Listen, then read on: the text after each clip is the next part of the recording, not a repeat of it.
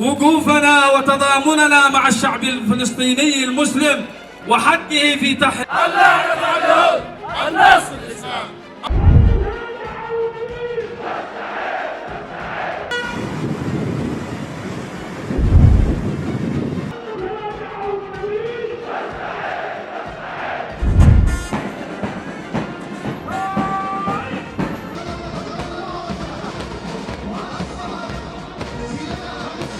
أمن دول مجلس التعاون الخليجي العربي وحماية مصالحه ومكافحة الإرهاب। Yemen के हूतियों ने कसम खाई है कि वो हर हाल में सऊदी अरब को यमन से खदेड़कर मानेंगे, साथ ही बची हुई जमीन पर अपना नियंत्रण स्थापित करेंगे। और इसी कड़ी में हूती लगातार सऊदी के खिलाफ लाल सागर और उसकी सरजमीन पर कार्रवाई कर रहा है।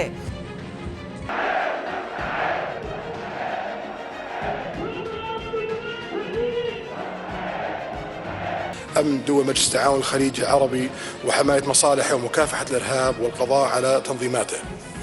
हूती दो मोर्चों पर डटे हुए हैं, पहला यमन के बाहर और दूसरा यमन के भीतर।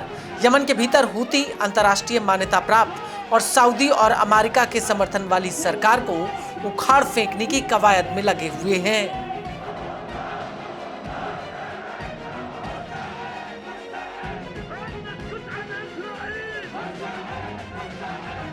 بكل الوسائل ابتداء من اليوم وتوجيه عائداته لخدمة الشعب اليمني في كل مكان। और अब इसी कड़ी में हूतियों ने यमन के मोखा और मारिब प्रांत में एक बहुत बड़ी कार्रवाई की है। दरअसल हूतियों ने इन दोनों ही प्रांतों में ड्रोन्स के जत्थे और मिसाइलें दागी हैं।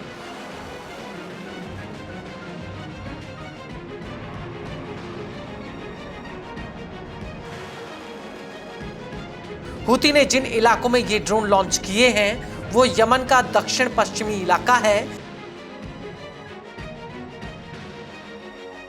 उसने अल-मोखा में सऊदी अरब की फोर्स की तैनाती को निशाना बनाया है। हूती का कहना है कि सऊदी की फोर्स यमन में जहां कहीं भी होगी वो उन्हें नहीं छोड़ेगा।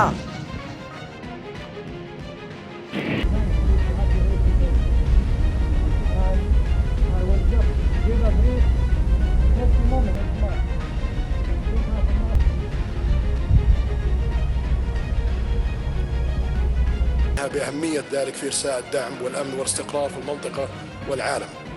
وفي الختام نتطلع إلى أن تسهم هذه القمة لتحقيق مستهدفاتها المشتركة بما يحقق।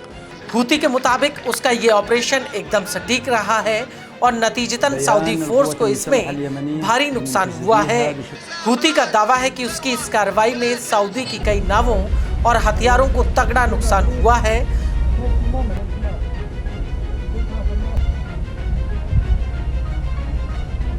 वहीं इस ऑपरेशन के अलावा हूती ने सऊदी अरब के नजरान प्रांत में उसकी सबसे बड़ी तेल कंपनी अरामको पर एक ड्रोन से कार्रवाई की है।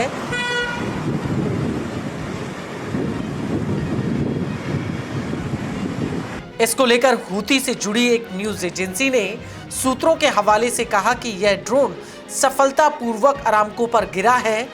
हूती का कहना है कि उसने यह कार्रवाई सऊदी द्वारा यमन के उत्तर पूर्वी सादा प्रांत के हवाई क्षेत्र के उल्लंघन के जवाब में की है। If you keep ignoring Yemen Naval Forces contact and instructions, you will bear other responsibility. Over.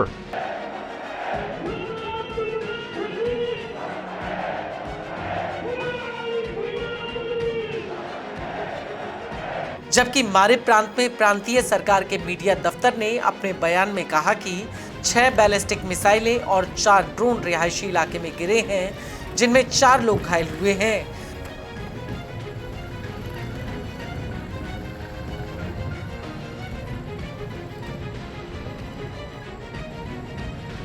इस घटना में घरों और नागरिक संपत्तियों को नुकसान भी हुआ है।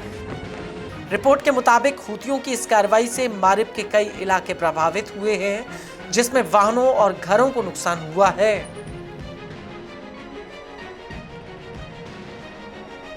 दूसरी तरफ हूती की इस कार्रवाई पर यमन की सेना ने तगड़े जवाब की धमकी दी है।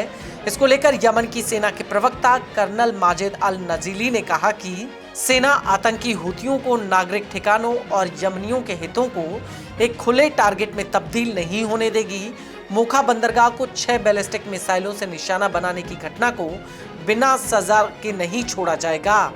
खतरे और किए गए अपराधों की गंभीरता को देखते हुए इसका कड़ा और रोकने वाला जवाब दिया जाएगा।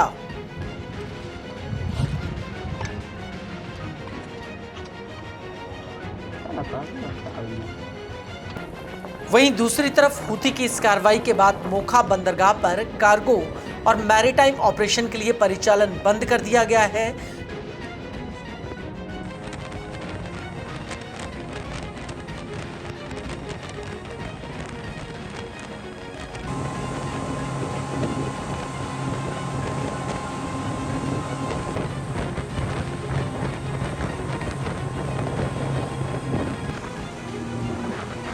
बंदरगाह के डायरेक्टर अब्दुल मलिक इस्माइल अल शराबी ने यह जानकारी दी है।